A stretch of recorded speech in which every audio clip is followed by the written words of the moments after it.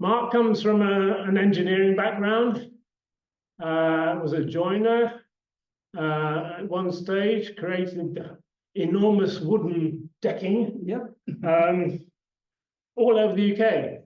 And he'll tell you in his presentation how he made the transition from a joiner to I don't know, entrepreneur, restaurant owner, fine dining king.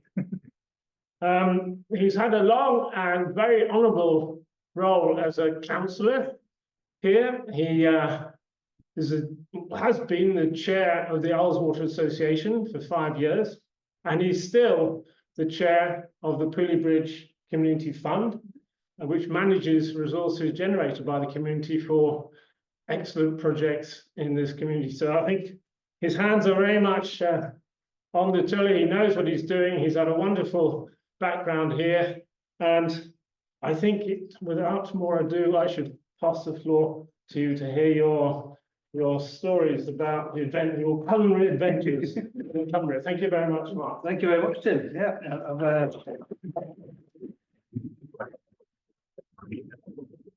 never had an introduction like that. Really, the first place I'd like to start is, well, first actually to see so many familiar faces, which is delight to see customers and locals.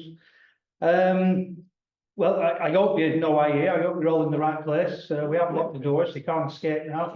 Although I know Neil's going to try and make an escape. He just told me earlier he's very tired, but he might just doze off. I should mention that for people watching on Zoom, have we got some Zoomers? There might be a slight satellite delay with some of the laughter. Yeah, we're just testing that. That's good. Yeah. This could be for one of 3 reasons. One, the people in this room thought they were coming to aerobics class. That'd be you, Anne. They can't understand a single word coming from my Lancashire twang. I hope you can translate it to Cumbrian. And 3, they thought it would all be a very, very serious talk. Well, if you know me, I like to laugh. I don't take life too seriously. So hopefully we'll learn a little bit about how fine dining has become such a thing in Cumbria, and we'll have a little laugh along the way.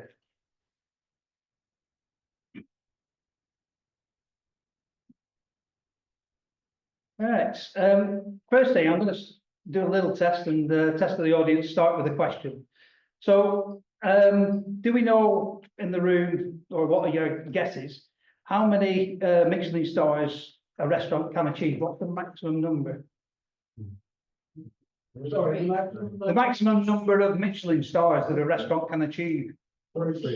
Yeah, very good. Yeah. I tested this out on a smaller audience, and some said 5. So yeah, no, 3 is the right answer. It sometimes gets confused with the AA system, which is up to 5 rosettes. So, no, that's good. You passed the test. I'm trying to work with slides. So first slide, you can see me here with my knife that I've still got and a cooked breakfast. So this brings me on to the first part. So memory serves me right, back in November, Tim and his wife were staying with us, and he collared me to do this talk basically. I keep thinking I need to start learning when to say no, when to shake my head. Ended up on the Ullswater as chairman, and as Tim was explaining, on the parish council, and it seems to be when people ask me to do challenging things, I seem to be unable to say no. I'm very persuasive. Yeah. So Tim and his wife had dined and stayed the night before, so I thought I'd just pop out the kitchen and briefly say a quick hello. Tim did not miss the chance to pounce and corner me like a sheepdog forcing a Herdwick through a sheep dip. Joking apart, so I'm happy to say they both thoroughly enjoyed their stay in the meal the night before. I think you were a little bit surprised to see me in my chef's uniform. I think not everybody knows that I do help out a little bit in the kitchen now and again, amongst other things. So just get to my thing. He did ask me, how was I responsible for cooking the breakfast? Now, years of dealing with the public has taught me towards me a little bit cautious and asked first, did you enjoy everything? Perfect was the answer. In that case, yes, I cooked the breakfast. Since we started in 2008, that's over 80,000 breakfasts I've cooked. I'm just starting to get the hang of it. I think I doubled that to poached eggs because people constantly ask how we get a poached egg so well, and the main answer is practice. I mean, you know, probably 100,000 eggs or more. Sorry. So yeah, needless to say, anything less than perfect, and the credit would have gone to somebody else in the kitchen. But, Tim asked me why Cumbria has so many amazing fine dining establishments, and why haven't you got a Michelin star yet? I do not know the answer to either, but encouragingly, the latter is a question we get asked after almost every service. So hopefully one day Michelin can send us a star, people can stop asking the same question, and new customers will know exactly what to expect. He went on to say how he found the story of 1863 and fine dining in Cumbria intriguing, and that it would make a great talk. And would I do it? Whilst I cannot promise it will be a great talk, public speaking is something I avoided like the plague at school. It's probably the first speech I've ever done since school, so go easy on me. But I will give it a go. Another slide next. There we go. So, have you ever wondered how Cumbria has become a food lover's paradise? As I said earlier, I haven't really given it much thought until Tim asked me. So I've done a little research and drawn on my own experience with 1863. It's a place known for its breathtaking landscapes, tranquil lakes, and non-stop sunshine. You laughed at the right bit there. Non-stop sunshine and rain. But now we also have a reputation for our amazing food, with more Michelin star restaurants than Lancashire, the North East, and Manchester combined. In fact, the most stars of any county outside of London. So, to put some numbers to it, Cumbria has 13 Michelin star restaurants. Lancashire, our close neighbours, has only 5. The North East, just 2. And the whole of Manchester, just 1. So, to go alongside the star restaurants, we have 14 restaurants with 3 or more AA rosettes, like ourselves at 1863. We achieved 3 rosette status in September last year. Very exciting, and you know, very proud to get that status. It's generally regarded as a similar standard to achieving 1 Michelin star. So, as you can see from the numbers, the future of Cumbria fine dining scene shines brightly as the stars. So, before we move into Cumbria, I would like to talk a little bit about general history and the origins of fine dining. This will confuse people. So, what were the first UK restaurants? I didn't know this off by heart. This is through research, but surprisingly, the Romans knew that the love of good service and a great atmosphere were key ingredients to a great night. And it was the invading Romans that introduced the taverna or tavern to Britain. Once they established settlements in the mid to late 1st century. So, borrowing a famous line from the life of Brian, all right then, apart from the sanitation, medicine, education, wine, public order, irrigation, roads, freshwater system, and public health, what have the Romans done for us? So, now we can add pubs and restaurants, but apart from that, not a lot. Absolutely love life of Brian. So, when and where did fine dining as we know it originate? So, the concept of fine dining took shape with the turbulent French Revolution in 1789. When the revolution ended, the French monarchy, many chefs were left unemployed. Some began catering to a few surviving aristocrats, others sought work in the emerging restaurant industry. Many abandoned resourceful chefs, opened casual and fine dining restaurants across Paris. In the early 1800s, when Napoleon Bonaparte ascended the throne, he declared that every French citizen was entitled to pleasure. This was his tactic of encouraging the common folk to engage in rich delicacies and French wine. He was sure that the indulgences would distract the people and not overthrow him. I think we had something similar leading up to the election where they were showering us with gifts to try and stay in power. Unfortunately, it didn't work for them. This declaration inspired people of all classes to dine out wholeheartedly. The new restaurants caught everybody's fancy. Parisians now got to taste the dishes that chefs previously only cooked for aristocrats, the wealthy and the elite. It's not that fine dining establishments, not that dining establishments in the world were first opened in France. China takes credit for that. It's a short speech, so I've avoided going into the back into AD with the where it started in China. So, but the restaurants that arose from the French Revolution set a precedent that shapes the modern restaurant industry and fine dining.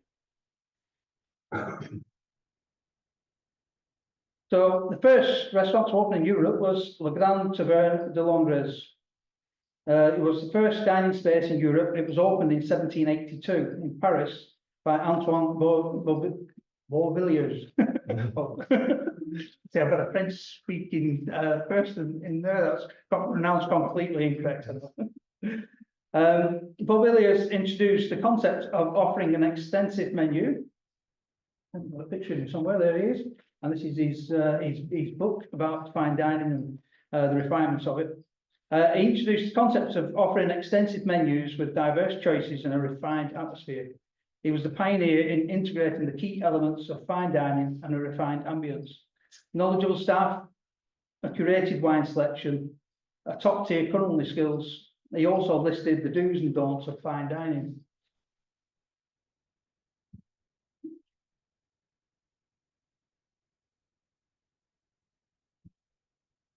So, moving on to my first, well, our first fine dining experience. So, you'll see me and Annie 22 years ago, and this here is the menu from Sharrow there that we had on that first night that we were there, and the menu's over there if anyone wants to look at it closer later.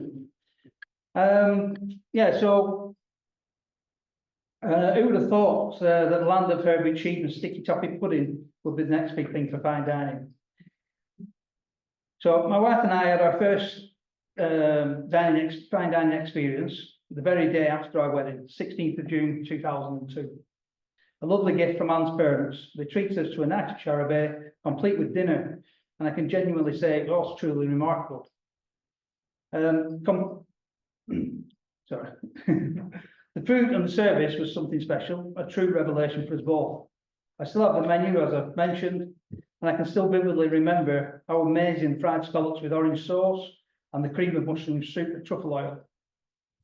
I know the mushroom soup in particular was something that I think stayed on the menu throughout its history. I think it was still on the menu before it closed when we went back for a meal. It's a real special dish.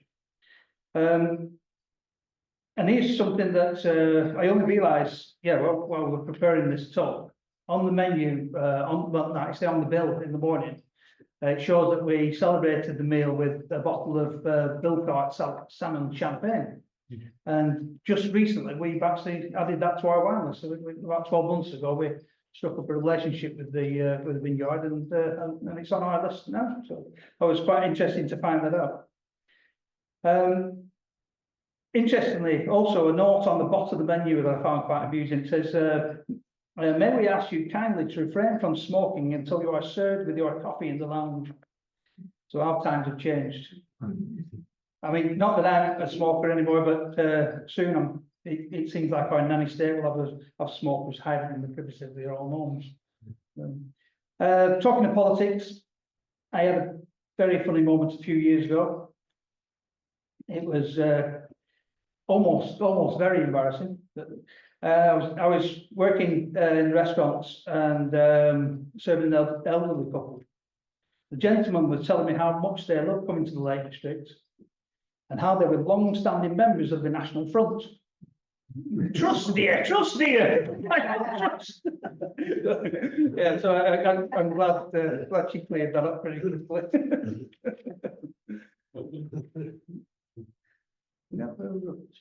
Slides have lost the numbers. Oh, yeah. There we go. Ah, there we go.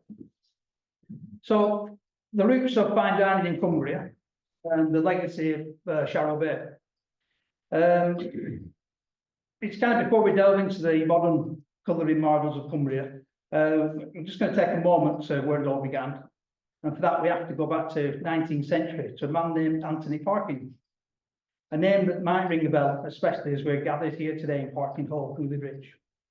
Around 1840, Anthony Parkin, a man with vision and a deep appreciation of the beauty of the Lake District, built what would eventually become Sharrow Bay. Back then, it was a private residence. Nestled on the shores of Ullswater, surrounded by some of the most stunning scenery in England.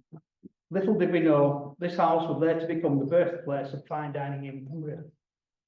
Fast forward to the mid-20th century when Sharrow Bay was transformed from a grand home into the world's first country house hotel.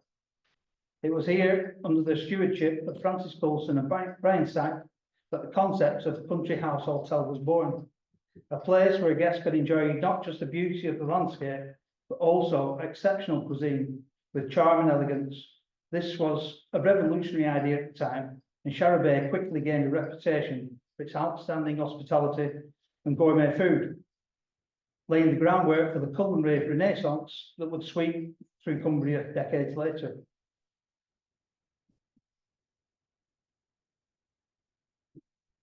Are we all following so far?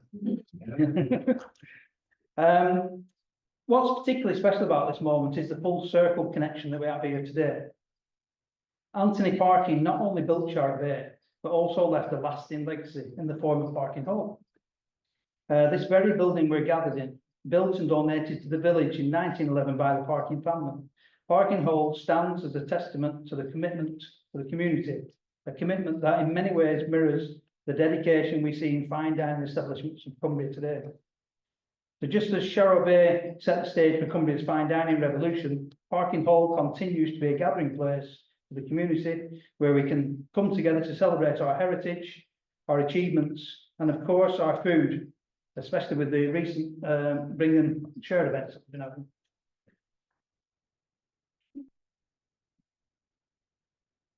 So I'm guessing most people in this room know, but maybe people online from further afield aren't quite so familiar. But Sharrow Bay was the birthplace of sticky toffee pudding.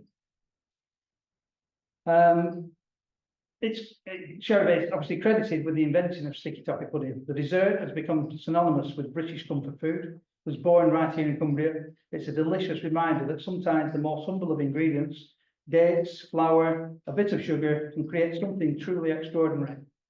It's a philosophy that has guided many a chef in our region, turning simple local produce into culinary masterpiece. Aha. I'm not asking if you know who it is, so I'll put his name on screen. So. Obviously, a very well-known face on the screen there, Simon Rogan.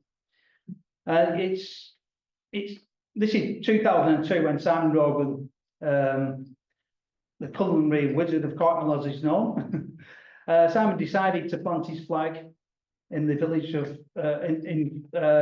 Andy's garden in the village, opening Long Clune. This wasn't just any restaurant, it was a temple of gastronomy. Simon's philosophy was to let the land speak through his food, which is a fancy way of saying, if it grows, we'll cook it. Long Clune quickly became the place to be if you wanted to eat something you couldn't pronounce. Go picture that. But definitely wanted to try it. And Michelin inspectors agreed. They showered Long Clune with stars like confetti. Thanks to Simon, the food scene in Cumbria went from a quiet simmer to a full boil. One of Simon's greatest achievements wasn't just the food he served, but the way he approached his ingredients. Long Clune's garden is a prime example to the farm to table movement in action. Except Simon took it a step further. It wasn't just about sourcing locally, it was about growing the produce himself, ensuring that every ingredient was as fresh and flavourful as possible. Today, that ethos of sustainability and respect for nature's bounty is a cornerstone of many Cumbrian kitchens, including the kitchen at 1863 and Phil's work. And it's one of the reasons that restaurants in Cumbria stand out in a crowded field of dining. The ripple effect of Simon Rogan, as I'm calling it, it has helped so many fine dining establishments in Cumbria today. There has been many talented chefs who have spent time at Longclue or Simon's other restaurants and are now spreading their knowledge and ethos throughout Cumbria. Notably, Kevin Tickle, who went on to earn a Michelin star at Forest Side Hotel. That's in Grasmere. And now has opened his own starred restaurant called Hef near Cartmel. Tom Boynes, who appeared on BBC Great British Menu. He's recently opened his star chasing restaurant in Manchester called Scarf. So maybe we'll get to soon, who knows.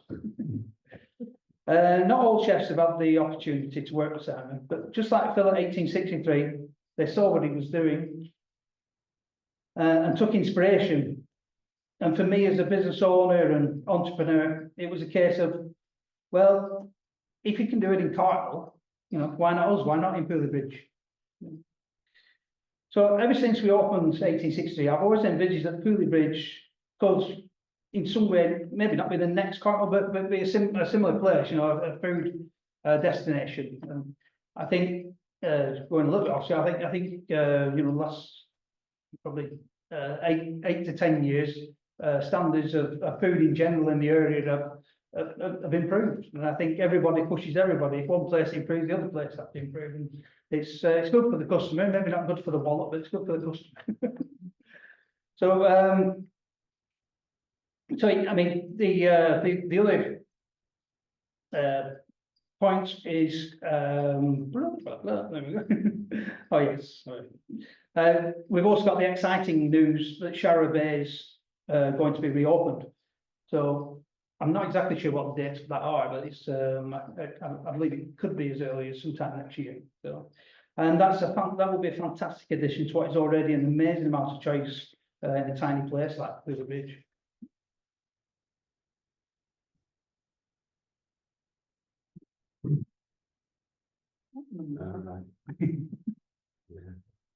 So, whilst I believe 1863 has done wonders in putting Pooley Bridge on the culinary map, I think the reopening of Sharrow Bay will be a huge boost to promoting the entire valley in the UK and beyond Sharrow.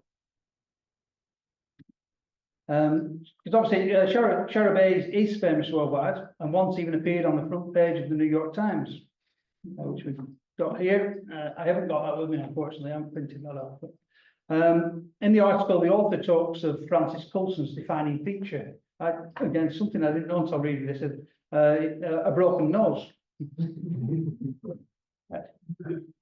So apparently this happy accident occurred early in the rise of Sharrow Bay. One Sunday, a client was sitting at tea in the lounge, peering into the dying embers of a wood fire. Mr. Coulson, who was then the sole proprietor, as well as the chief housekeeper, rushed to the woodshed. He grabbed the axe, gave it a whack, and a piece of wood flew up and smacked him full in the face. Scooping up the kindling, he rushed back, blood streaming, saving the fire, but almost frightening the guest to death.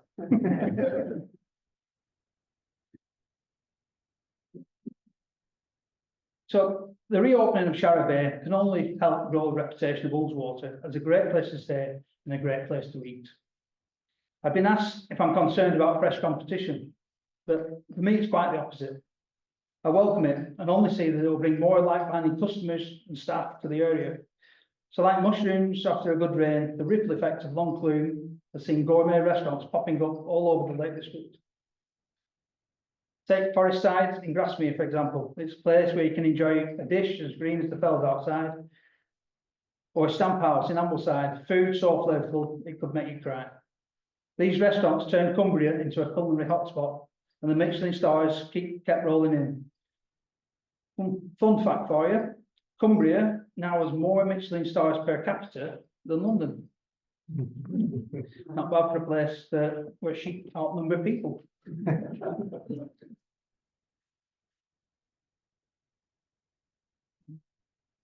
Anybody recognise this guy?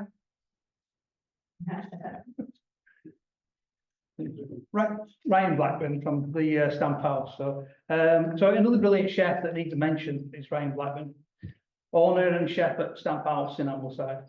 Being named the best restaurant in the world once is a remarkable achievement. Stamp House actually went on to get that accolade twice. So in 2021 and 22, the Stamp House in Ambleside was named the best fine dining restaurant in the world on TripAdvisor's Traveller's Choice. The Michelin-starred eatery is located in the heart of the town, on the tip of Windermere, and it's headed up by chef Ryan Blackburn and his brother Craig, who is general manager. It was also awarded the top spot in Europe and UK fine dining restaurant categories. The awards are based on customer reviews and ratings that have dined. So I've dined there, so I can confirm everything is absolutely delicious. It's a fantastic place. The style is actually very similar to Phil's, even though I might be a little bit biased on that one. But I've told Phil many times that in my opinion, it remains the only place for me that has a slight edge on him. So Ryan also appeared on MasterChef in 2017. And whilst he did very well in the show, making the quarterfinals, he didn't like the experience in any way and regretted doing it. We spoke to him last time we were in the restaurant on this, because Phil gets asked quite regularly, are you going to do one of these TV shows and are you going to do this? And as it stands, he hasn't got much interest. He's so busy with the restaurant. He's got 2 kids and he's got another one just to come in next week. So he's got his hands full. And so if he gets asked, he'll consider it at some point, but it's not something he's chasing. But interestingly, if you take a search on TripAdvisor today, or last week, as I did, for fine dining in Cumbria, you'll be presented with 45 options. At number 1 is still Stamp House. But at number 2, you'll see it's 1863.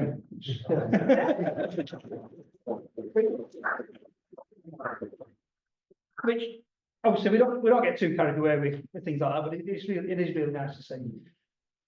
For the last several years, I've avoided looking at reviews because doing something like we do, it's very personal. Some people like it, some people don't, and I'll leave that to staff now. And if there's anything that crops up regularly we think we can improve, we do. But for me, it can ruin a good week for me if we can get 100 good reviews and 1 bad one. I think that niggles away, and so I just decided never to read anymore. But I was forced into it last week, and I was so pleased to see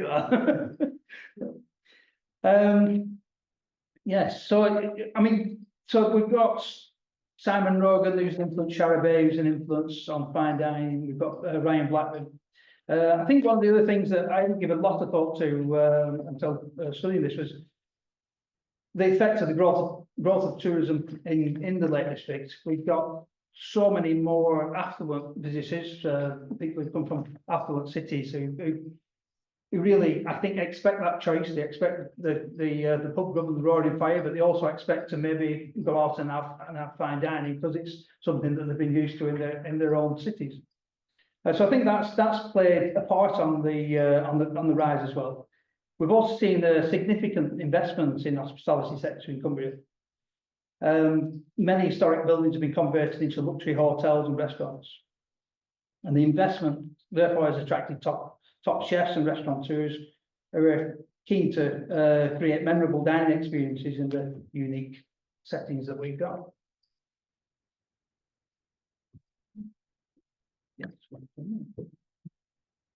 So another contributor, I would say, major contributor to the success in Cumbria is something that's quite close to our hearts. Kendal College. When we first opened, early when we first opened, I think all 4 of our chefs had come through Kendal College. It wasn't an intentional thing. It's just what happened. Phil himself went all the way through every course in Kendal College, all the cooking side of it and the management side of it and the front of house side of it. And it certainly stood him in good stead. So it really deserves a mention. So the institution has been a cradle for culinary talent nurturing the skills and creativity of many of the region's top chefs. Described by restaurant critic Jay Rayner as the home to one of the most influential cooking courses in the country, Kendal College has built a reputation for delivering talented chefs, managers and industry professionals. The college dedicated Lakes School of Hospitality and Management is run like a hotel to prepare students for the same high pressure environment that awaits them beyond college. Highly experienced tutors have worked in the industry at all levels and are dedicated and passionate about their roles. We've been with Phil a few times. Phil's returned there several times as a guest chef. They have guest chef nights where Phil and maybe one or two of his team will go into their kitchens, work with the students, prepare a meal for 100 people, and it's fantastic. The guys who Phil learnt with are still there, the same Richard Axford and G, I can't remember G's name, but just call him G though. They're all the same guys who've been there for many years, really, really experienced guys. So it's not just Phil, but many of the chefs who are making waves in Cumbria today have started the journey at Kendal College. And it's thanks to institutions like this that our region continues to thrive as a culinary destination. So, thanks to Kendal College, if anyone from there is watching, playing such a vital role in the success of restaurants like 1863. More recently, a training programme spearheaded by that man again, Simon Rogan, was set up in collaboration with Kendal College Hospitality and Catering Team. The Academy by Simon Rogan is a 15-month hands-on programme as they learn through working directly with teams in Simon's Lake District restaurants and are further supplemented with practical and theory-based learning provided by the expert tutors from Kendal College. It's collaborations like this that will help fill the staffing gap we currently have in the hospitality sector. So, we need to talk about our local producers, which we have many, and we use many. So from farmers to foragers, these folk are the backbone of the culinary success. If you take Herdwick lamb, for instance, these hardy sheep raised on the fells produce meat that is not only delicious, but truly embodies the flavour of the land. And it's not just the lamb, our region's cheeses, vegetables, and even our honey play starring roles on the plates of our best restaurants. So, did you know, we're trying to work it out as accurately as we can, but we think about 90% of the food that we serve at 1863 comes within 50 miles. So we're very conscious on things like food miles and trying to use local produce. And many restaurants who, like us are the same. We have, for example, we have butter from Wintertime, Cartmel Valley Game suppliers with amazing Cumbrian venison. And it's often just from Martindale or Dale Main Estates. I can show you later some, we have some little videos of Phil and his team boiling venison saddles, which is quite interesting. Bacon and sausages from Plumpton, Saltmarsh lamb is from Embleton, the co-op to the farmers.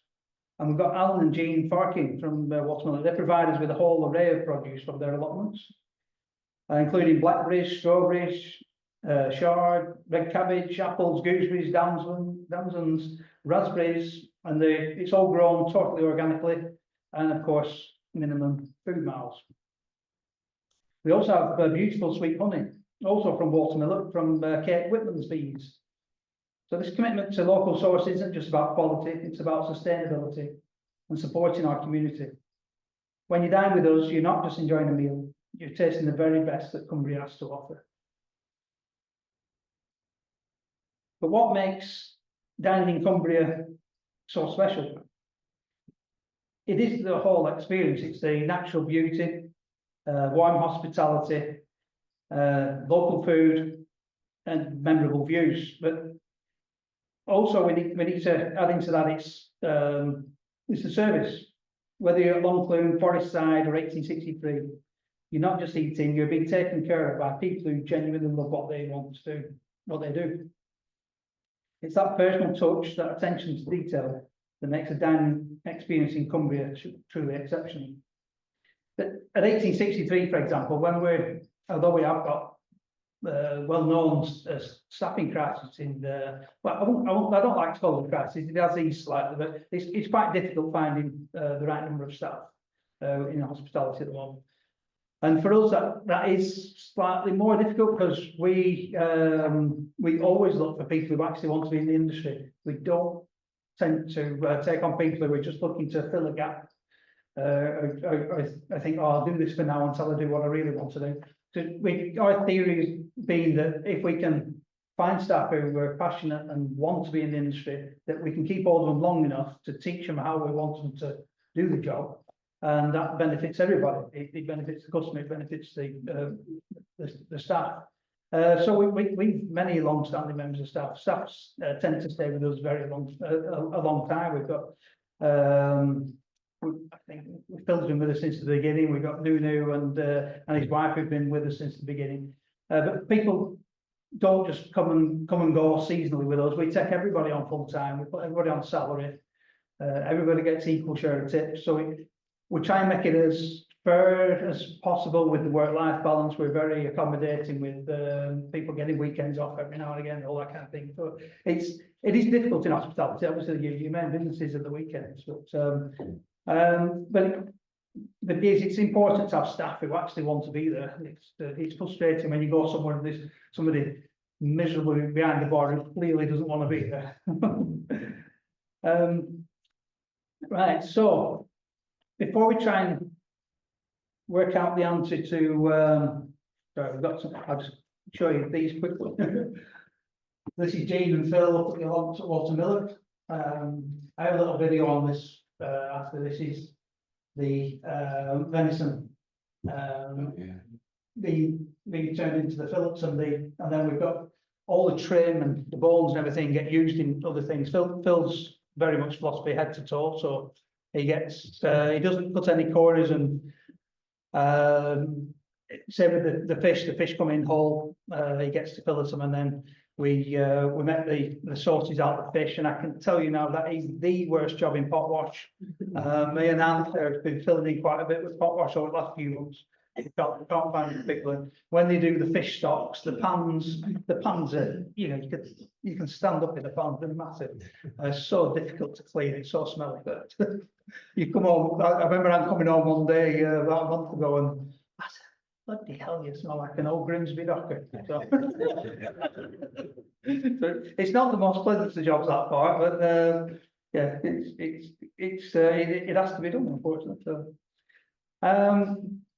So before we try and work out the answers to Tim's question, why has Cumbria got so many fine dining establishments? I'll give you a little bit of the story of 1863 and how that came to be.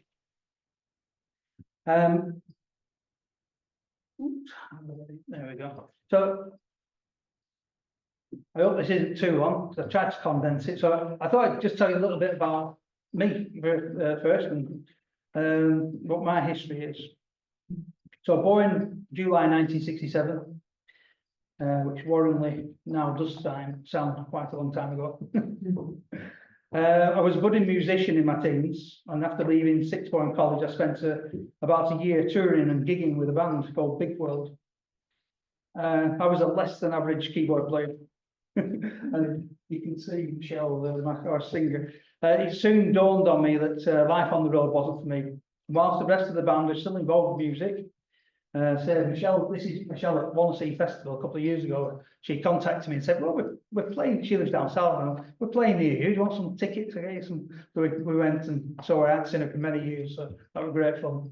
But the other two members of the band, one's a music teacher, one has a recording studio and things. So yeah, I was rubbish. I think they only wanted me because I had the driving license. So yeah, so. So I packed in the band, and I started working for my dad's electrical manufacturing company in Blackburn. I quickly became totally engrossed in the business and became production manager at the ripe old age of 21. 21, I had 70 staff and no previous experience. So it was a very steep learning curve. I remember my dad's shock, absolutely mortified, because in my first week I sacked a guy. So it let's get back to where it was. So I'm not sure, well, I'm positive my dad had never sacked anybody before. He was so mild-mannered and so easygoing that he'd never sacked him before. But this bloke was religiously half an hour late back from lunch from going to the pub. Always got somebody else to clock in for him. I'd sussed it out, so I'd had enough of it. Admittedly, I know my dad said, "What have you done? He's a great worker, you know." All this type of thing. So it was a steep learning curve, but sorry, let's go back to it. So I would say now I'm much more like my dad. And now if we have any issues or problems, I'd much rather sit down with someone and talk it through and find a solution. But, you know, we all learn. So if we fast forward a few years to the early 90s, I was tasked with implementing BS 5750. So anyone that's been in manufacturing probably recognises those numbers. That was the quality standard of the time. I think it changed into the iOS 9000 and 9001 or something. So I was tasked with implementing this standard into our brand new factory in Ningbo, China. I travelled many solo trips to Hong Kong and China, and my love of food even then meant that I would literally try anything, from snake, toad, live shrimps, even warm snake's blood in a shot glass. Is that? Oh no. Missed that one. Oh no, sorry, it's up there. The pictures are over there. Yeah, the top picture is actually I had to search through suitcases full of photographs to find some. I was surprised there. Yeah, the live shrimp was very interesting. So that I don't know whether anyone's ever tried that.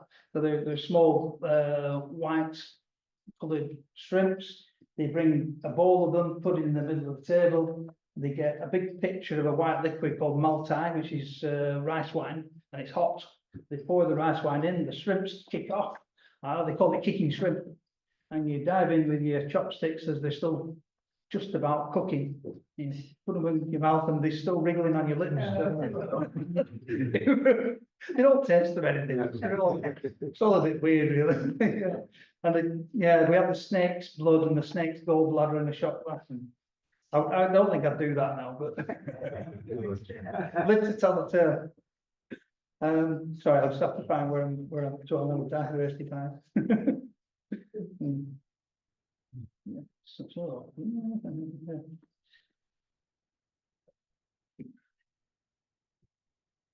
So, oh yeah, of course, yeah. So one meal that totally stands out for me that I really remember is it was the very first trip to China. For the very first trip, my dad hated travelling long distances like that and didn't want to go, so he asked me to go, and because it sounded such a scary place to go in the middle of China, I went with a colleague, an older colleague. So we travelled there, and we were guests of honour for the opening of the factory. About 10 of us sat around a large round table in the manager's office upstairs, I remember. We were presented with a feast of many different dishes, loads of lovely food. But 2 terracotta bowls were placed in front of me and Ian with the lid on. Anyway, we took the lid off, and it was like a broth thing. It didn't look very nice. It was like a fermented broth with chunks of meat in there, a bit of a black skin on it. No idea what it was, but our interpreter explained that it was a very expensive but traditional dish that was specially for me and Ian, and they prepared that specially, or bought it in specially. So, as I said, we took the lid off, and we had this fermented broth looking thing that looked disgusting. So I took the chopsticks, I got a chunk of meat, I put it in my mouth, and I could see the table kind of watching in anticipation. And I started chewing, and Ian went over and said, "What's it like?" I said, "What?" He gets his big puts it in his mouth. He leant over and said, "You bastard." It was absolutely disgusting. I mean, and it was turtle. It was a small kind of turtle, apparently. It was disgusting. So we immediately said, "Oh, please join us, please join us. You must try some of this." And we pushed it into the middle and they devoured it in seconds, you know. Absolutely loved it. So, yeah, but it was very, very funny. So, after many years, the family business got sold. And I actually went on to help my mum for a few years. They had remarried a chap who owned a garden centre.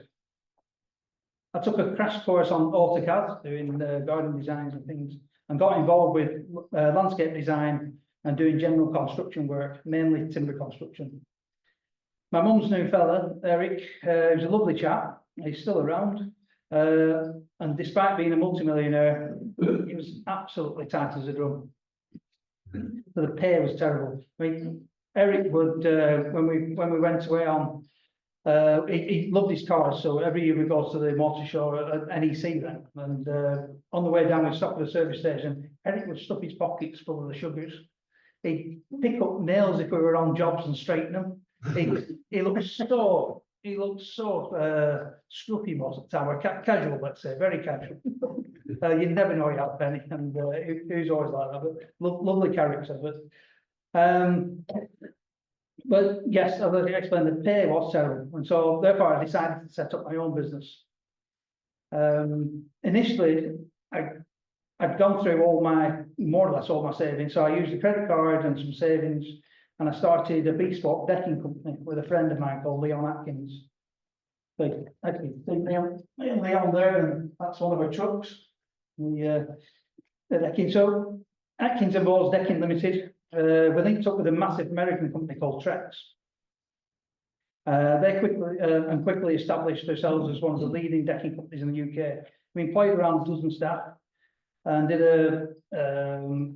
we built a mixture of large commercial projects and domestic projects, expensive domestic projects around the UK, but mostly in London. So our biggest project was in Hammersmith. It was a very, very large commercial project. It was the largest deck in Europe at the time, 30,000 square feet. I think that's about the size of a football pitch, maybe bigger, I think.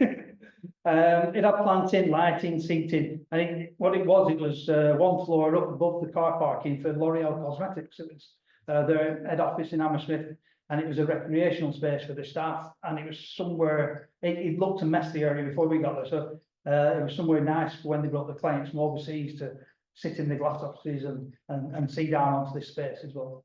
So it was quite a task. So, but after 11 years of decking and working outside, I'd had enough of working in the rain, so I needed a change. I remember talking with Colin, Anne's brother. I'm sure many of you know Colin. I told him I was fed up, and he simply said, "Do something else." He said, "Just do something else. Put as much effort in it as you do, and you'll succeed. No problem." Well, yeah, fair enough. So I think the following Sunday, or certainly a few days later, I was just chatting with Anne about it and saying, "Look, I want to do something else." We went through a whole list of possibilities. We looked on businessesforsale.com and all sorts of things. And we talked about post office, like, no, pub, no, I'm not doing a pub, no, we've ended up with one person. But and I just said, "What about a B&B?" And Anne said, yeah, I think I could see that. I could see B&B. We like having people round. You like cooking. You could do a place up. So we went down that thought process. So the following morning, I phoned down at work. This was on the Monday. I phoned down at work and said, "I've asked the estate agent to come round and have a value house, just to see how much it's worth." So lunchtime, I phoned her back and said, I've said put it on the market. Oh. Even more surprising, we got a full offer asking price. Offer at full asking price within a week, and it saw us a very tidy profit. We'd only had the house 2 years, and it was a bit of a white elephant when we bought it, but we done our usual touch and decorated it beautifully, made a few small alterations inside with the layout. And yeah, it stood us at a good profit. And I said, it was a modern house. I didn't have much affinity with it. So I just said, let's just sell it, put money in the bank, and then we can decide what we want to do then. So to make all that work, we even rented the purchaser's house off her for 6 months. She said, well, I've got to sell my house. So I'll tell you, I'll rent it off you for 6 months and you can get on with it, you know, which worked. So I'll find where I'm up to. I'll keep going off piste.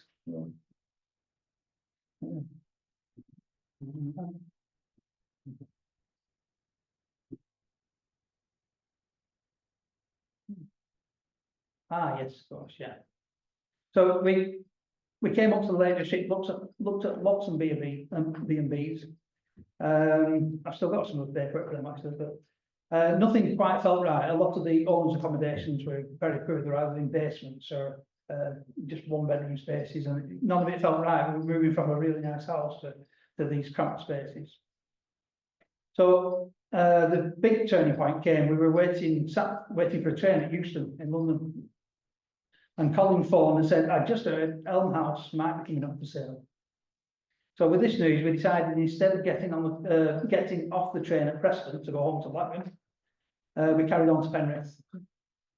We rocked up at Elm House unannounced, knocked on the door. I said, I believe you might be selling up. And I just said, no. No, not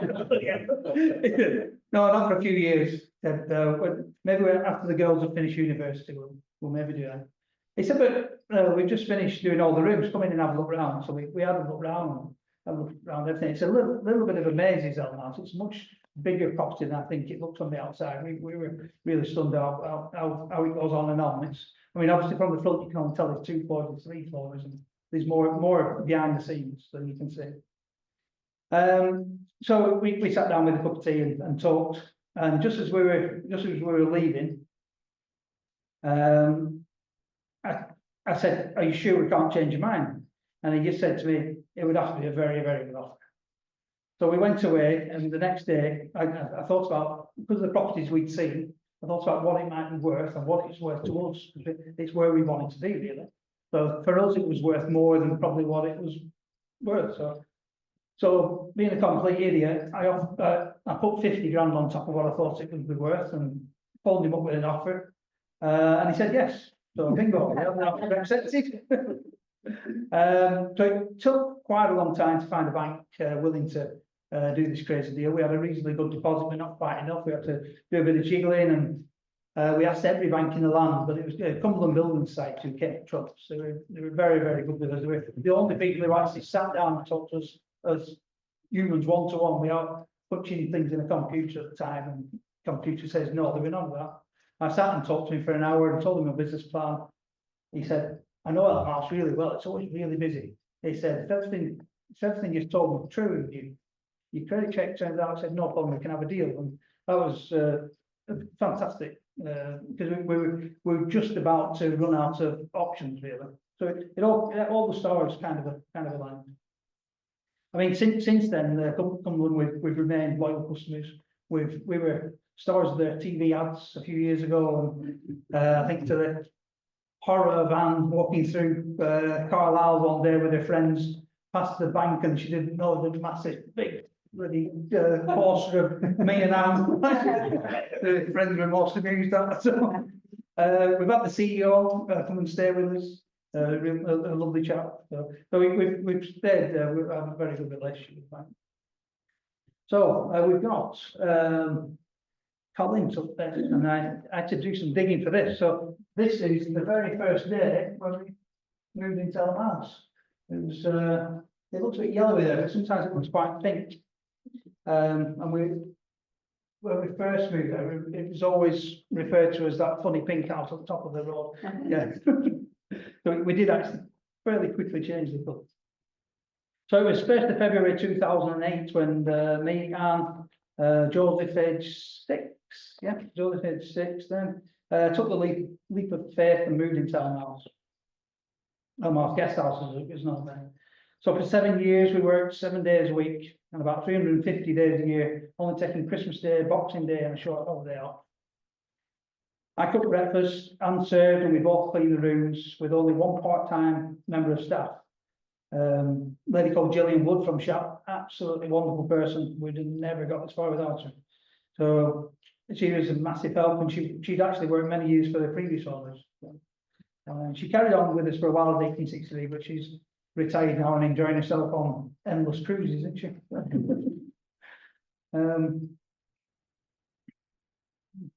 So we loved Pooley Bridge, and the 7 years working all those hours, it did take its toll on us, so we knew we needed to change. So we somehow needed to change the business so we could find a better work-life balance. We both realised that Pooley Bridge was missing an upmarket restaurant. I sold the idea to Anne that if we had a bigger business with plenty of staff, that we could work ourselves into that, work smarter, and get a much needed work-life balance. Looking back, definitely fuzzy logic going on there. But in a way it works. We still work very hard, but it's kind of been a bit more fun for more people to do it with. So. Mark, I'm going to stick on now. Yeah, sure. Glad you didn't fall asleep.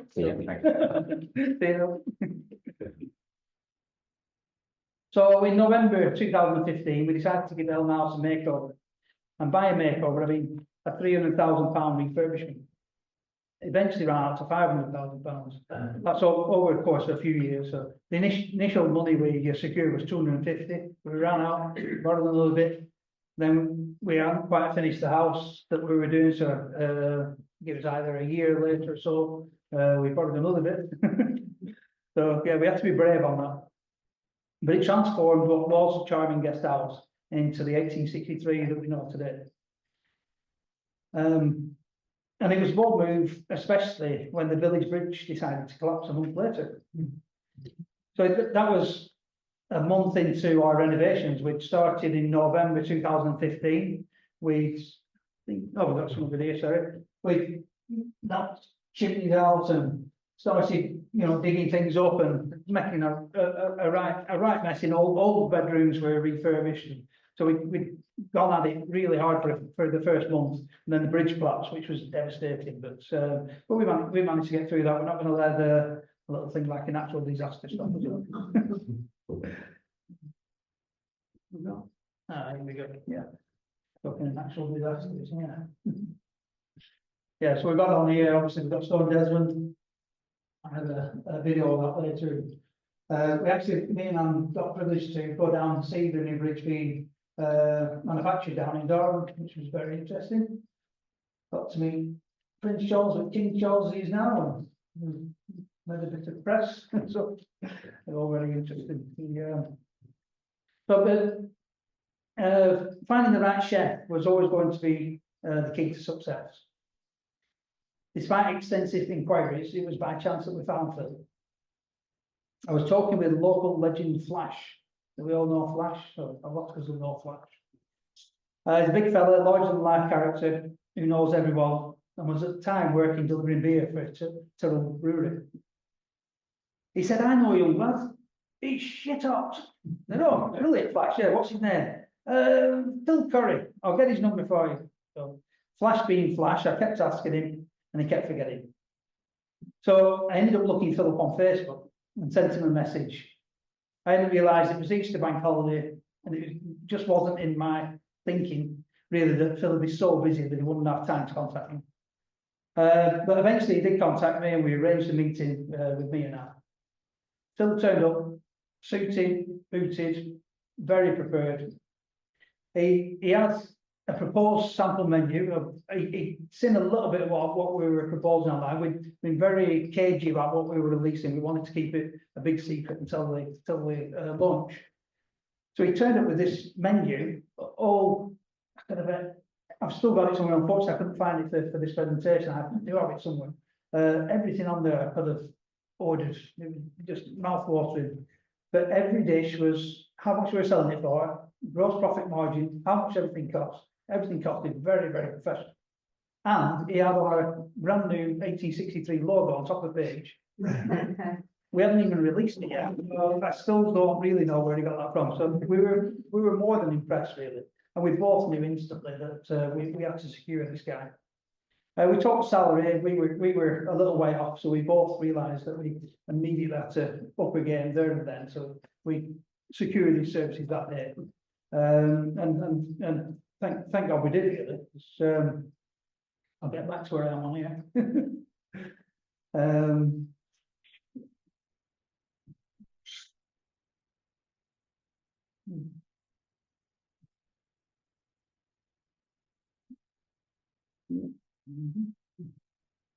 So yes, thankfully Phil said yes, and he's now actually a partner in the business with me now. So, 1863 restaurant with rooms opened in May 2016, and unsurprisingly takes its name from the building, from the date it was built. So in a document I have from 1934, which is over there if anybody wants to see it, from Miss E. Cumpston, she talks about the house. It was built by a wealthy retired blacksmith, Mr. Thomas Hoy, as his own house. It goes on to say he lived to be very old, and when he approached his end, lingered on long beyond everybody's expectations. He was an awkward patient and developed a desire to escape from his bed and die elsewhere. However often he was put back, he got out again and finally died on the landing outside bedroom door. I've kind of worked out, I think that's bedroom 2, if anybody wants to stay there. So bedroom 2 as we know it now. When he was found, the words pigeon's feathers was muttered. Pigeon's feathers, does anybody know what that means? I'll come to that in a second, so I'll do it now. Pigeon's feathers, so it was often said to suggest a peaceful death, implying the person passed away gently, like a feather drifting softly to the ground. So his wife also lived to a great age and suffered a similar end, being found on the windowsill in room 1. Yeah, I definitely know this is room 1 because it's the only one with a big enough windowsill for someone to sit in. Again, the gentle whispering of pigeon's feathers was said. Thankfully, I do not believe in ghosts. We've never seen any. And the only spirits we have are safely behind. So, interestingly, here are a few miscellaneous things and events that happened in 1863. 1st of January 1863, Abraham Lincoln signed the proclamation announcing the abolition of slavery. And for once, we beat the Americans to it. I'm sure many of you know in this room. Thomas Clarkson, who lived for 10 years here in Pooley Bridge, was a leading anti-slavery campaigner. In 1787, he helped establish the Society for the Abolition of Slave Trade that played a vital role in the eventual success of the campaign in March 1807, when King George III signed into law the abolition of slavery in the UK. We've also got Samuel Clemens, an American writer, first used his famous pen name on February the 3rd, 1863. Have we got any guesses? Oh, Well done. I'll just flick through a few pictures here. We've got a really old picture of Elmas around 1920. So it used to have a little barn attached to the side of it. Still got these slates, so that must have been done originally. We've got sort of superimposed the new version there. No, I think we've got some of the things that we're talking about now. The Declaration, Mark Twain, well done, 10 points for that. So fire extinguishers, roller skates were painted then. The Metropolitan line connecting Paddington, King's Cross and Euston were completed. The world's first underground railway. The Football Association was formed in England, with my team Blackburn Rovers being a founder member. Shocked residents of Pooley Bridge also experienced 2 consecutive days of sunshine. So moving on. In the early years of 1863 opening, I haven't looked at what we're doing for time.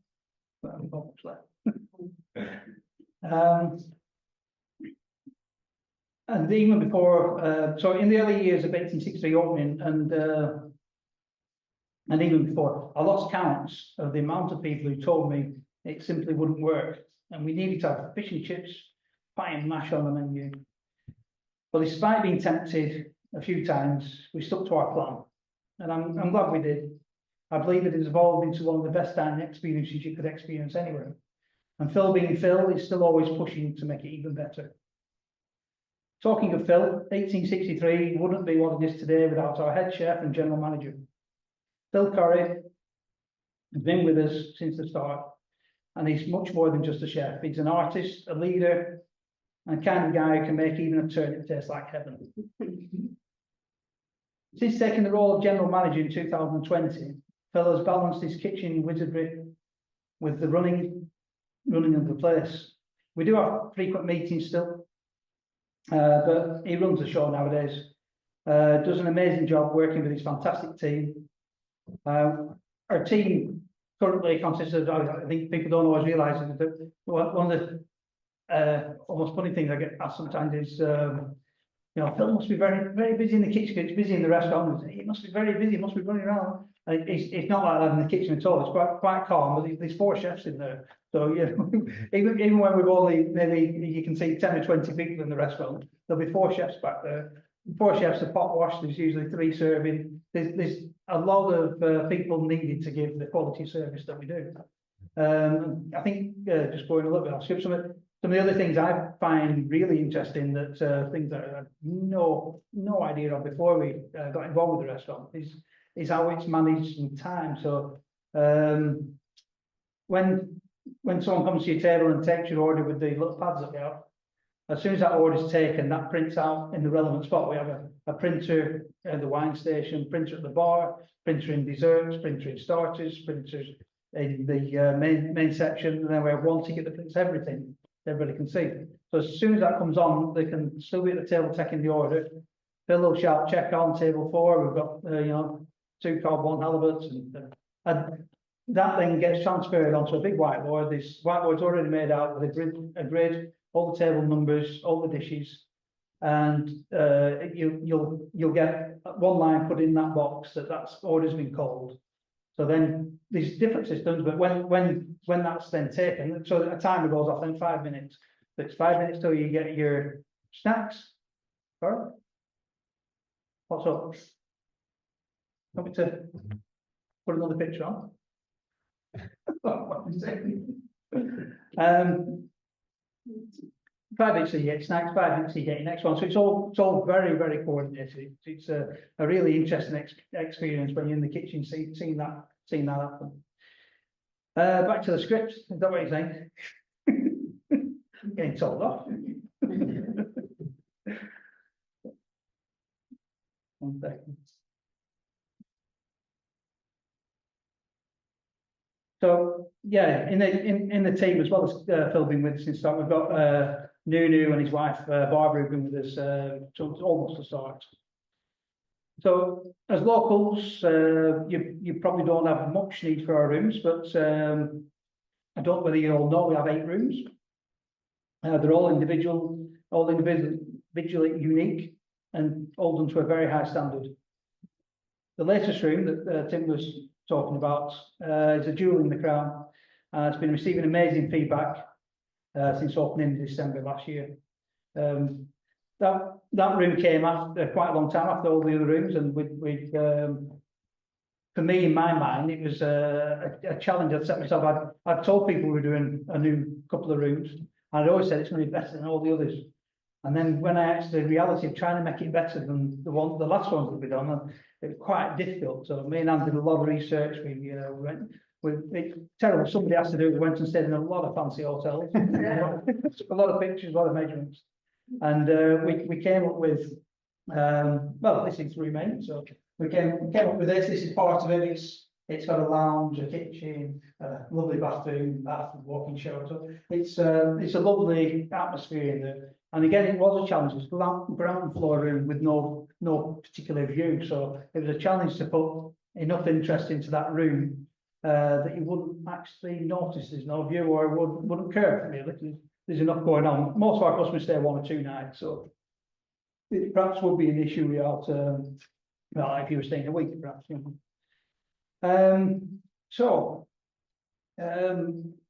As you may or may not know, quite a few people know, after 16 years, we have actually put 1863 recently on the market. So it's a big decision for me and Anne. But while Anne has been just over 50 for at least the last 2 years, I just turned 57.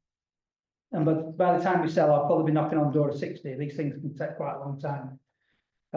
So I just feel it's time to do something a little bit less demanding. Phil and the team want to carry on, would love to carry on. So we're looking to find a suitable buyer who wants to continue the story and success of 1863. So I think we all hope that happens. But if you sat in here and you sat on a pile of cash and you fancy a successful restaurant or hotel, you come and see me later. So I'm going to conclude and try and answer Tim's question. Why has Cumbria got so many amazing fine dining establishments? For me, I think it's a combination and collaboration of everything we've talked about.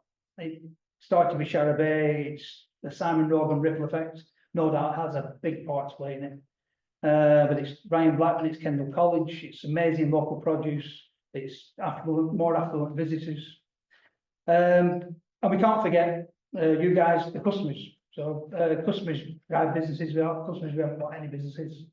So it's the customers who appreciate the magic that happens, sort of when great food meets great company. So thank you all for listening. If you haven't already, or if you want to again, and you fancy giving 1863 a try during September, I do have some things to give out, collect people. Phil's done this afternoon, so I will just check what it says. So it's to celebrate Mark's speech tonight, and a small token of our appreciation. If you book a 3-course lunch with us this September, we will automatically upgrade you to our fabulous 5-course lunch tasting menu. So on the menu for that, if you think about carrot dish, we've got cod, Solway Bay brown shrimp, Herdwick lamb, we've got Lift Valley damsons and Jean and Alan's codling apples. So it's valid for a new lunch booking in September. Enjoy the 5-course tasting menu, which is usually £70 for just £50. Subject to availability and menu subject to change. But if anybody wants to pick one of them up, you're welcome to do so. If anybody's listening online and wants one, if you get in touch with Tim or myself, and I'll organise that. No problem. So I've got a few photos just to flick through to finish. We've got some of the bathrooms and some of the food that over the years, and some of the team over the years.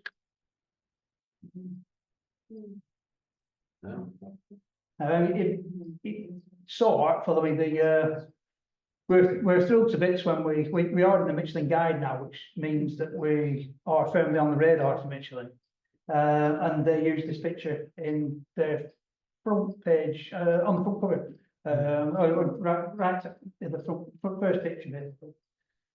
They used a couple of our pictures, which is nice. Some delicious looking food there. And to finish, we've got a little bit of this. But in here, there's a little bit of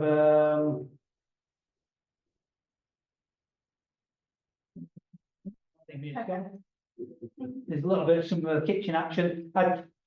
Over the years, I sneak in and do a little fly on the wall videos, and they hate it. So I try and do it when they're not looking. And this is Phil teaching one of the chefs how to boil venison. So a bit of a fish with that.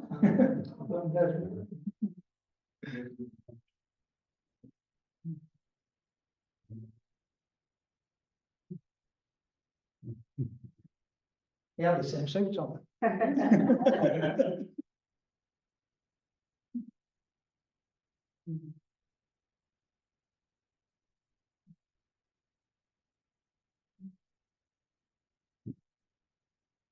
So I should mention that my charity tonight, if anyone is able to make a donation or Tim's got organised to do a split.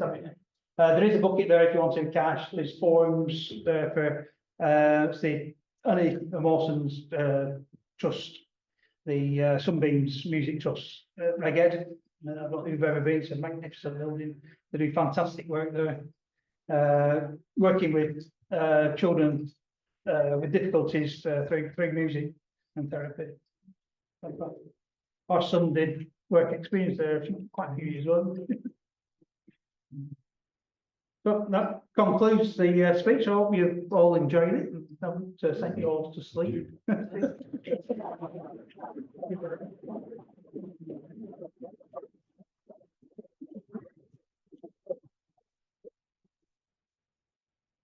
I am happy to try and answer questions, and also we've got some of the paraphernalia that I talked about on the bench there if you want to.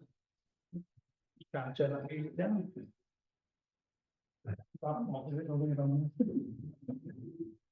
Well, Mark, you came through with flying colours. I hope so. It's quite a mass watering presentation. You're the first. Can you just tell me where we can see you? Yeah, you're the first amongst the speakers of the Friends of Ullswater Way who have this culinary background, and I just thought it was throwing it into the mix would be very nice. As you know, we're focused mainly on heritage issues and so on, and landscape. Yeah. Something to, which inspires so many people here is It does, your own work in your own restaurant, but of course the extraordinary taste buds, sizzling, sort of everything that comes from the culinary experience here is something I think affects us all. And I'm, as I said, someone who had my own personal experience. Yeah, and I thought, I'm glad you're a big let's grab this guy and see whether he can pass this message on. Are there any questions from people from the floor or from Zoomers? Mind a comment if I dare. If you go back to your Sherry dinner, and if either of you had the smoked salmon terrine for a starter, the salmon was smoked by the lady sitting next to me.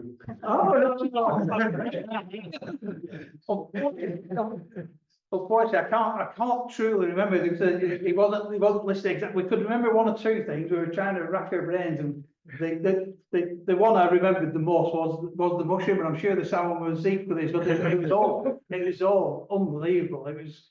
I always maintained it was the best meal I'd ever had, and I think I've only equalled that recently, really, in our own restaurant, thankfully. Sorry. What's the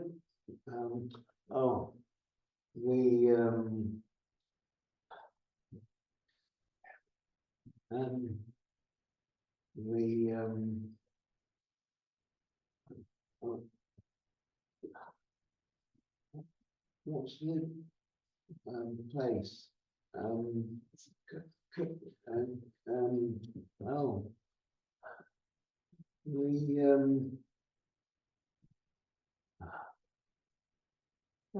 The other restaurant. No. What's the name? No.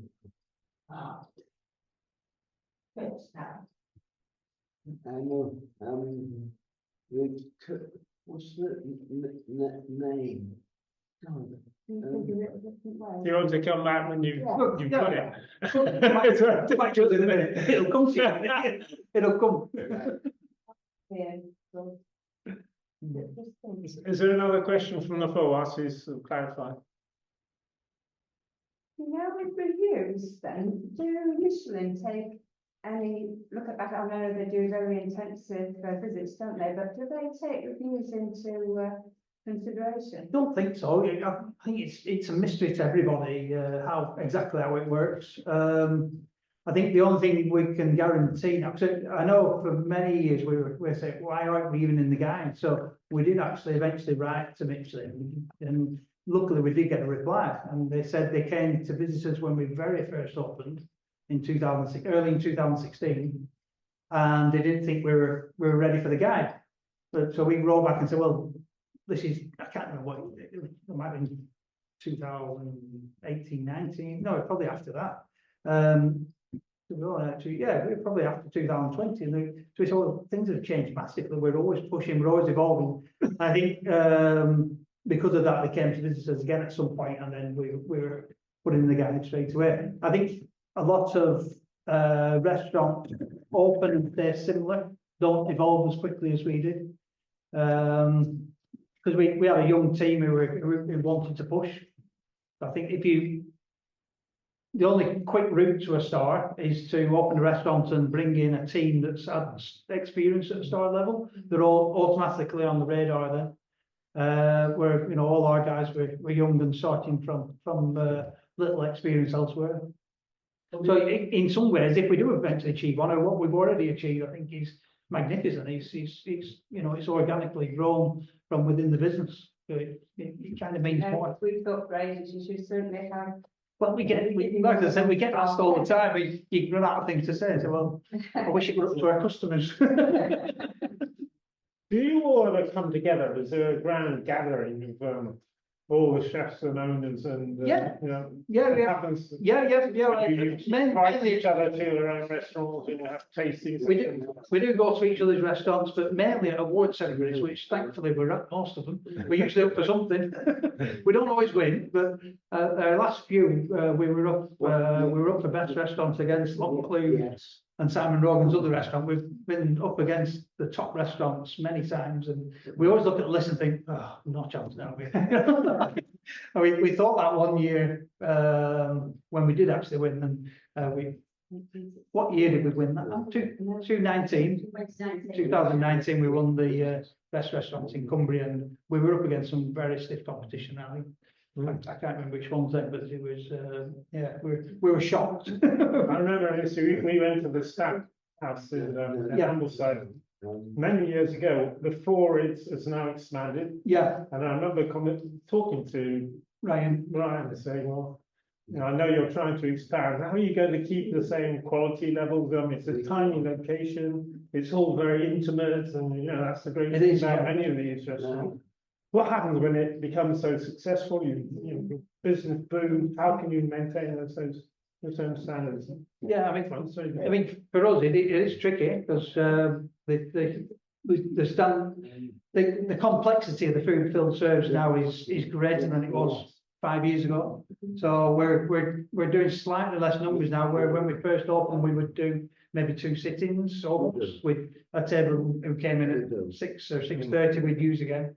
So now we just have one sitting, one table. If you order a table for 8 o'clock, it's ready for you at 6 o'clock. If you want to come in before and have a drink before or stay after, we never book anybody else on that table. My thoughts were, I said to them, look, people are paying a lot of money. You don't want to be saying you've only got 2 hours. It's ridiculous. You know, so if you once you book a table, it's yours up at night. So we tend to do between 25 to 30 people on you know, during the busier season. Where previously we maybe did 40. So yeah, for us it's it'd be difficult to maintain what we do for larger numbers now. Presumably the challenge is for you is to produce something of the same quality or visibility as the sticky toffee pudding. If you can come up with a brand, your 1863 brand, which goes viral, you know. That's the Phil has one product that he keeps top secret, and that's his black pudding that he makes himself. So none of the other chefs know how to make that. I use it on bread, and it's absolutely delicious. He has a secret way of making it that he's developed over many years. And interesting, we have a chap who supplies us with the blood to make the black pudding, who also makes and retails his own black pudding. I can't remember exactly where. Do you remember where it's from? Down towards Keswick way, wasn't it, somewhere? But he used to come and dine, and he always said, how does Phil make his black pudding? I said, I can't tell you. I said, I don't know, and I can't tell you. Won't tell me. He said, bloody annoying. He said, it's better than mine. So he keeps that top secret. All the chefs have their own personal cookbooks with tweaks on recipes that they use. It's yeah, it's quite very interesting working in the kitchen. I was, in fact, I was a little bit shocked at Mark at the start of your presentation, when there was a photograph of what looked to be like a full English breakfast. Yeah, that was me. Yeah, it's built of Blackburn. And as a Lancastrian, one would have expected a slice of black pudding, at least a bit of black pudding in your breakfast. There was. Oh, yeah, Yeah. Was it there? It's definitely on there. Yeah, Was it there? yeah, it's definitely available every morning. Yeah, Okay. I cook many of them. Yeah. But that was my first. It might have been missed on that picture. Maybe. Yeah, I looked very carefully. yeah. You might be right actually. 'Cause I did have to search through my pictures for a full breakfast picture that I thought I could use, and I didn't study it like that. So you might be right. Somebody maybe have crossed it out. So. But I've got another question to ask you.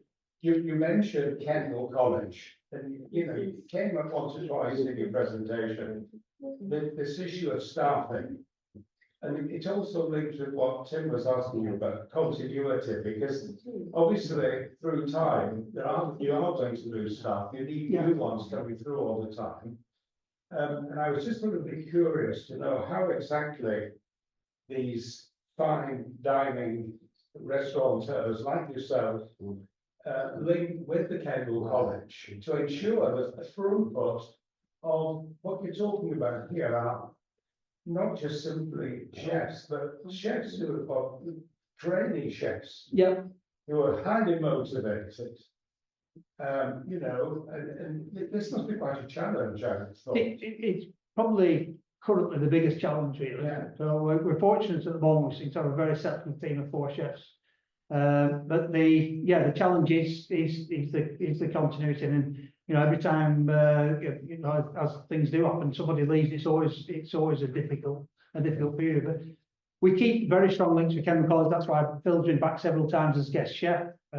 We generally go with him, and so we know the people well enough now to give them a call and say, look, we desperately need someone. Is there anybody coming through your ranks that might be interested? And so we do it that way. I think we have gone slightly wider field now. We used to get a lot more local stuff. So our pastry chefs from France, our sous chefs from Scotland. It's a nightmare understanding anything in the kitchen. Liam, our Scottish lad, he's very strong Glaswegian accent, and he says things to me now and again, and I said, sorry. I said, look, I'm not being rude. I am more or less deaf in this ear, and that's the ear that does Scottish. All good stuff. Question at the back, and then what? So, where's your favourite place to go in? Stamp House. Stamp House is outstanding. Yeah.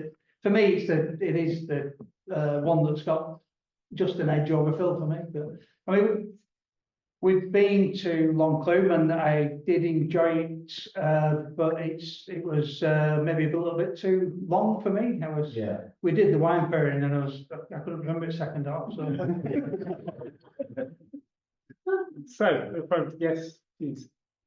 Yeah. Was it about cheese? Yeah. Oh, Kirkham's cheese. Yes. Mrs. Kirkham's cheddar. Yeah, like cheddar. Yeah. Yeah. The question is, where can he get Kirkham cheese? Well, to be fair, you have to just go through Phil, I think. But it is a really nice cheese. That's a fantastic cheese. Yeah. But speak to Phil. We'll link you up there. I think they now have a website. We can order it online, don't they? I'm not sure. We currently use Courtyard Dairy. Yeah. The original place we got it from, Cartmel Cheese a Day, got sold, didn't it? But we still do get our cheese. So yeah, I'm afraid the off-gas Phil on that one. We got there in the end. So we're coming to the end. Could you just repeat again the charity that you would like So to? Sunbeams Music Trust. There's some information, a leaflet on The Sunbeams Music Trust. Yeah. There's a leaflet there explaining what they do. There's ways to donate there, or you can donate by Tim. Yes, we have a little basket over there, which is our traditional basket now, our Herdwick lamb having sadly collapsed. So we've got a basket, all the yellow buttons. Maybe I'll just say something about our next talk, which will be on Thursday, the 3rd of October in Glenridding Village Hall. And it's going to be given by Maddie Teasdale. And her talk is entitled Roots, 200 Years of One Family's History Through Mining, Farming and Conservation in the Ullswater Valley. And it will touch on her work and the work of her husband, Danny Teasdale, and the institution, really, the company, Ullswater Catchment CIC, showing what impact they're making in this area. I think it'd be a fascinating story to have the history of one rather famous family within this community. And He'll take us through all that. Well, thanks to you again. Yeah, thank you. We wish you a very successful retirement. I don't know whether it's a retirement with a small R or a Small. big R. Small R, small R. Most people like you don't retire, they keep going. Yeah, But, find something. but you managed to leave already this incredible legacy, a jewel really, in the town of Pooley Bridge. Thank you and your wife for all the fantastic things you've done. We will prosper and we will actually participate in the September birthday celebrations as well. I recommend anyone who really has the desire to taste good food, good hospitality, and a wonderful atmosphere to try it out. 1863 is really a marvelous place. Thank you so much for coming. Our token of appreciation, please.